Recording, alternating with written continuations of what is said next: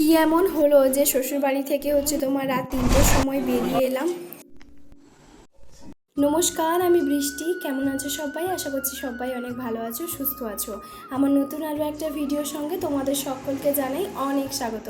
এখন কিন্তু ঘড়িতে বাজে 11:30। তো আজকের ব্লগটা 11:30 থেকেই শুরু করছি।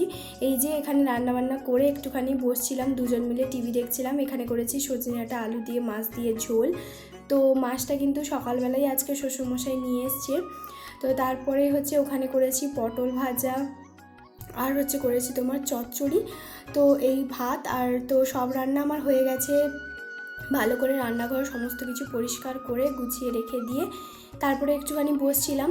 তো টাইটেল আর থাম্বনেল দেখে নিশ্চয়ই বুঝতে পেরেছো যে কী এমন হয়েছিল যে রাত 3টের সময় আমাদেরকে বেরিয়ে যেতে হয়েছিল বাড়ি থেকে। তো যাই হোক, তার জন্য পুরো ভিডিওটা দেখো। আশা করছি আজকের এই ভিডিওটা দেখতে ভালো লাগবে। তো যাই হোক, এখন কিন্তু বেশ অনেকটাই বেলা হয়ে গেছে। তো এদিকে রান্নাঘর তো সব কিছু গুছিয়ে রেখে দিয়ে গেছিলাম। তো তারপরে একটুখানি বসছিলাম, যেহেতু বাড়িতে সেরকম কেউ নেই, মানে ও তো আছে সঙ্গে। তো যাই হোক, এরপরে কিন্তু খাওয়া দাওয়া করে ঘুমিয়ে পড়েছিলাম। আর এই যে বিকেলবেলা এখন কিন্তু বাবা চলে এসেছে। বাবার শরীরটা কিন্তু অনেকটাই খারাপ, মানে বাবার কিন্তু জ্বর হয়েছিল। সেই জ্বর থেকে তারপরে বাবার শরীরটা এতটাই খারাপ হয়ে গেছিলো যে ডক্টরের কাছে শেষমেশ নিয়ে যেতে হয়েছিল। তো বাবার জমা হয়েছিল। তো যাই হোক, এই ভিডিওটা আমি যেহেতু অনেকটা আগে করেছিলাম, মানে আমরা অলরেডি এখানে চলে এসেছি, তার জন্যই পুরো ডিটেলসে তোমাদের সঙ্গে শেয়ার করছি। আর এখানে কিন্তু বাবা এসেছিলো বিকেলবেলা ওই 4:30টার সময়। তো বাবা ওইদিকে তখন জ্বরটা সবে ছিল, তখন এতটাও পরিমাণে শরীরটা হয়নি। তো আস্তে আস্তে হয়েছিল, তার জন্য পুরোটাই তোমাদেরকে বলে দিলাম। এখানে বাবা কিন্তু অনেক কিছু নিয়ে এসছে মেলা থেকে। যে আমি যে কাপগুলো নিয়েছিলাম সেগুলো তো বাবার ঘরেই ছিল। তো কাপ ওইখানে আছে, আর তোমার সুজির প্যাকেট দিয়ে পাঠিয়েছে, সর্ষের তেল, সাদা তেল, কিছু সবজি দিয়ে পাঠিয়েছে। তারপর এখানে একটা খামালু আছে, আর এখানে তোমার একটা ভাতের হাঁড়ি যে ঢাকনাটা সেটাও ছিল। তো আর বাদ বাকি তোমার দিদি যে চপারটা দিয়েছিল সেটাও, আর একটা শুশনি শাকের টক শুশনি না কি বলে। তো তারপরে বাতাসা, চাউমিন, এগুলো অনেক কিছুই বেশ আছে। তো প্রতিবারেই বাবার বাড়ি থেকে যখনই যাই এত কিছু কিন্তু মা কিনেই তোমার দিয়ে পাঠায়। তো যাই হোক, সেই জন্য তো শ্বশুরবাড়ি থেকে তোমার কোনো দিনই সেরকম কোনো কিছুই নিয়ে যাই না। তো বলতে হবে তো যে আমি এরকম অন্য কিছু নিয়ে যাব। তো আশা করি আমি কোনো দিনই বলি না, কারণ বাবাকে কেন, মাকে কেন, দিদিকে কেন, ওদেরকে কিন্তু আমি কোনো দিনই বলিনি যে আমাকে এই জিনিসটা দাও, আমি ওখানে নিয়ে যাব, আমার ওখানে পাওয়া যায় না, বা বাড়ি থেকে নিয়ে গেলে ভালো, ওই জিনিসটা আমি কোনো দিনই বলি না। ওরা কিন্তু নিজে থেকেই তোমার যে বোন বাড়ি বা বোন বাইরে থাকে, তো বোনকে এই এই জিনিসটা দিতে হবে, মা বলে যে এই জিনিসটা ওর জন্য মানে আগে থেকে কিনে রেখে দেয়। তো যাই হোক, সেই জন্য ওদেরকে তো কখনো বলতে হয় না, তবে এদেরকে কেন বলতে হয়। তো তারপরে কিন্তু মিস্ত্রি এসেছিল, তো ফ্যান, তারপরে ইলেকট্রিকের কিছু কাজ করতে। তো এখন বাজে রাত 3টে। তো এদিকে আমরা বেরিয়ে পড়েছি। তো এর মাঝখানে কি হয়েছিল সেটাই তোমাদের সঙ্গে শেয়ার করি, চলো। আসলে সেরকম কোনো কিছুই হয়নি। তো ও আমাকে বলেছিল যে পরের দিন সকাল 10টার সময় বেরোবো, তো তারপর রাত 9টা, 9:30টার সময় যেরকম পৌঁছাই সেরকম পৌঁছাবো। তখন ওকে আমি বলেছিলাম যে রাত 9:30টার সময় পৌঁছবো কেন, তার চেয়ে একটা কাজ করি, রাত 3টের সময় থেকেই উঠে যাই। তো রাত 3টের সময় থেকে উঠে গেলে আমরা দুপুর বা বিকেলের মধ্যে আশা করি পৌঁছে যাব। তো বিকেলের মধ্যে তো পৌঁছেই যাব, তার জন্য তো তারপরে টোটো এসেছিলো বাড়ির সামনে। তো টোটো থেকে আমরা তো বাসে করে বাস স্ট্যান্ড পর্যন্ত এসে তারপরে বাস স্ট্যান্ড থেকে আবার তোমার বালিচক স্টেশনে এখন বসে আছি। তো বালিচক স্টেশনে এখন বসে আছি দুজন মিলে, কারণ এখনও পর্যন্ত আমাদের ট্রেনটা আসেনি। তো এখানে বেশিক্ষণ বসতে হয়নি, 7 মিনিট মতন বসতে হয়েছে, তারপরে কিন্তু ট্রেন আসছিল। তো এখন আমরা যাব সোজা হাওড়া। তো হাওড়াতে পৌঁছে তারপরে তোমাদের সঙ্গে কথা বলছি। আর এই যে হাওড়াতে আমরা ট্রেনে উঠে পড়েছি। তো হাওড়াতে পৌঁছে যে ট্রেনটা আমাদের ধরার কথা ছিল, মানে রুমে পৌঁছানোর 1-1.5 ঘন্টা আগে যেটাতে আমরা পৌঁছে যেতাম, সেই ট্রেনটা আমরা মিস করেছি। তো তার জন্য অনেকটা পরিমাণে ক্ষতি হয়ে গেল। তার কারণ যে ট্রেনটা আমাদের অনেকটা আগে যাওয়ার কথা ছিল, সেই ট্রেনটা মিস করে যাওয়ার ফলে আমরা অন্য আর একটা ট্রেন ধরে আবারও অন্য একটা জায়গায় আমাদেরকে নামতে হবে, সেখান থেকে আরও একটা ট্রেন ধরতে হবে। তো যাই হোক, সেই জন্য এই যে দেখো, ও কিন্তু মাজা নিয়েছে আর কিছু তারপরে চিপস, তারপরে তোমার কেক, এগুলো নিয়েছে। আর মাঝ রাস্তাতে আসার সময় ওখানে কিছু তোমার মুড়ি, ওইগুলো তো খেয়েছিলাম। তো যাই হোক, আর এতটা পরিমাণে গরম, তার জন্য তবে একটা কথা বলি, প্রতিবারে কিন্তু আমি আসার আগে আমার শাশুড়ির কিন্তু মুখটা একদম ভার হয়ে যায়, মানে উনি চান না যে আমি ওনার ছেলের সঙ্গে আসি। তবে আমার চাওয়ার বা ওনার চাওয়ার সঙ্গে কোনো কিছুই নির্ভর করে না, পুরোটাই হচ্ছে আমার হাজব্যান্ডের উপর নির্ভর করে। কারণ ও চায় যে আমি ওর সঙ্গে প্রতিবারেই মানে ওর সঙ্গে আমি থাকি বা আমি যাই। তবে আমার শ্বশুরমশাইয়ের কোনো সমস্যা নেই এই দিক থেকে।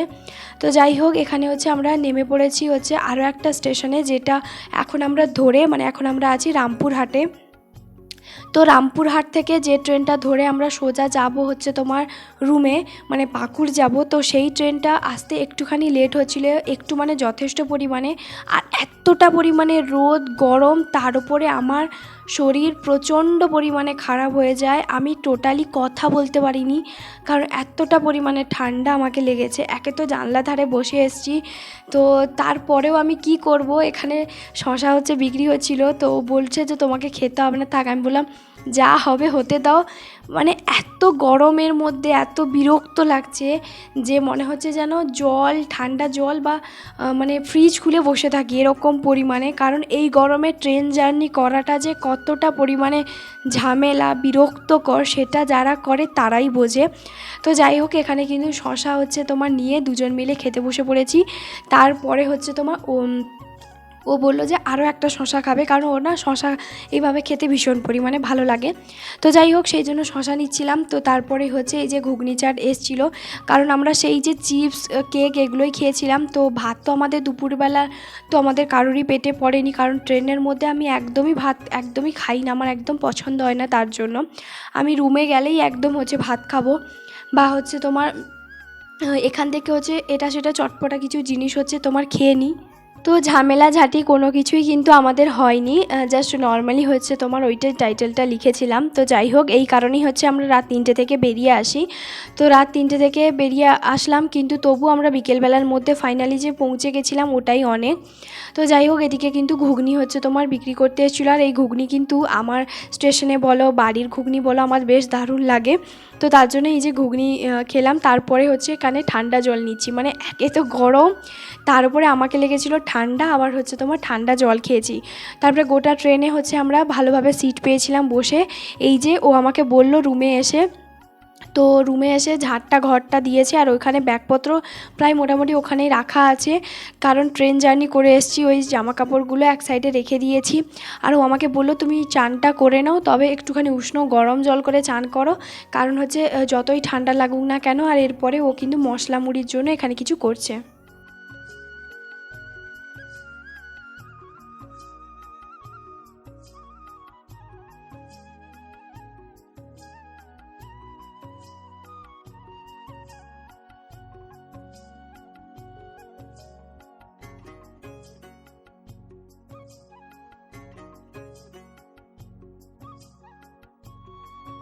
নিজেকে সত্যি কথা বলতে ভীষণ পরিমাণে ভাগ্যবতী মনে হয় যে এত দূর ট্রেন জার্নি দুজন মিলে করে এলেও এই যে দেখো ডিম সিদ্ধ করেছে, আলু সিদ্ধ করেছে, তারপরে পেঁয়াজ কুচোনো সমস্ত কিছু ও কিন্তু মানে কেটে কুটে হচ্ছে তোমার মশলা মুড়ি আমার জন্য বানিয়ে নিয়ে এসে ও সাইডে এক্ষুনি হচ্ছে চলে আসবে। আর এই যে ও চলে এসেছে, আর এখানে কিন্তু আমি মুড়ি খাচ্ছি, তোর সঙ্গে কথা বলছি। এতটা ভাগ্য মনে হয় সত্যি আমি পেয়েছি, সত্যি পরিমাণে ভীষণ ভালো লাগে। তো যাই হোক, এদিকে আমাকে বললো যে একটু নুন দিয়ে ভালো করে খাও, নুনটা একটু কম হয়ে গেছে মুড়িতে। তো সত্যি ভীষণ পরিমাণে খুশি হয়েছি যে আমার এতটা শরীর খারাপের পরেও আমাকে কোনো কিছুই করতে দেয়নি। তারপর আমাকে বললো তুমি হচ্ছে ভালো করে হচ্ছে তোমার একটু গরম জল করে উষ্ণ গরম জল করে গার্গিল করো, তারপরে হচ্ছে একটুখানি বসো, তারপরে তুমি হচ্ছে একটুখানি রেস্ট নাও, ঘুমিয়ে যাও। আর তার ফাঁকে হচ্ছে তোমার ও একটুখানি বাজারে যাবে, যেহেতু বাজারে সেরকম কোনো সবজি এখন তো পাওয়া যাবে অবশ্যই, কিন্তু এখন তো আমাদের রুমে কোনো কিছুই সবজি নেই, যেহেতু আমরা অনেক দিন চলে গেছিলাম তার জন্য। তো যাই হোক, সেই জন্য তো দুজন মিলে এখানে বসে হচ্ছে তোমার গল্প করছি, আর এখানে যে মুড়িটা খাচ্ছি। শরীরটা যে কী পরিমাণ খারাপ হয়েছিল ওই দিন আমি তোমাদেরকে বলে বোঝাতে পারবো না। সত্যি মানে আমি রীতিমতন চোখ থেকে শুধু জল পড়ে যাচ্ছে, মানে এতটা পরিমাণে আমাকে ঠান্ডা লেগেছে, আমি কথা বলতে পারছি না, গলা ব্যথা। একে তো হচ্ছে গরম, দুয়ে হচ্ছে তোমার এতটা ঠান্ডা, মানে এর মধ্যে হচ্ছে তোমার যেহেতু ট্রেনের যে বাতাসটা সেটা, তার উপরে ওই যে তোমার শশা, ঠান্ডা জল, মানে ওপরে ওপরে সব কিছু খাওয়া দাওয়া করে এই যে দেখো এরপরে হচ্ছে আমাকে বললো যে এতটা মুড়ি আমি খাবো না, আমার কাছ থেকে 2টো গাল নাও না। তো সেই জন্য ওর কাছ থেকে এই যে 2 মুঠো হচ্ছে তোমার নিয়ে একটুখানি খেয়ে তারপরে দেখো এই রুমে যখন এসে দেখি নতুন বেডশিটটা ও কিন্তু বিছিয়ে দিয়েছে বেশ ভালোভাবে। আর হচ্ছে এই বেডশিট দুটো কিন্তু মানে বাবা দিয়ে পাঠিয়েছে আমার জন্য, যেহেতু আমাদের এই খাটটা তো ছোট, তার জন্য হচ্ছে বাবা 2টো বেডশিট কিনে দিয়েছে। তো এই যে দেখতেই পাচ্ছ কালারটা কিন্তু জাস্ট দারুণ। আর ওখানে হচ্ছে জিনিসপত্র সমস্ত কিছু এইভাবেই হচ্ছে ছড়ানো ছিটানো আছে। তারপরে ও কিন্তু গেছিলো একটু দিলীপ ভাইয়া রুমে, তো ওখান থেকে হচ্ছে তোমার দিলীপ ভাইয়া নাকি চিকেন রান্না করে আমাদের জন্য দিয়ে পাঠিয়েছে। তো সত্যি কথা বলতে ভীষণ ভালো লাগলো, কারণ ওই দিলীপ ভাইয়া সত্যি ভীষণ পরিমাণে ভালো। তো যাই হোক, দিলীপ ভাইয়া হচ্ছে এই যে চিকেন করে দিয়ে পাঠিয়েছে, আর ও এসে ভাতটা বসিয়েছে, আর আমি খাচ্ছি মুড়ি, ও খাচ্ছে ভাত। কারণ হচ্ছে আমি ভাত খেলে আরও ঠান্ডা লাগবে, তার জন্য আমি মুড়ি আর চিকেন দিয়েই হচ্ছে তোমার খাবো। তাহলে চলো বন্ধুরা, আজকের ভিডিওটা এখানেই শেষ করছি। আজকের ভিডিওটা তোমাদের সবার কেমন লাগলো প্লিজ কমেন্ট করে জানাতে একদম ভুলবে না। দেখা হবে আবার একটা নতুন ব্লগে। যদি আমার চ্যানেলে নতুন হয়ে থাকো চাইলেই আমার চ্যানেলটাকে সাবস্ক্রাইব করতে পারো, পাশে থাকা বেল আইকনটি ক্লিক করতে একদম ভুলবে না। তো চলো আজকের মতো সবাইকে টাটা, দেখা হবে আবার একটা নতুন ব্লগে।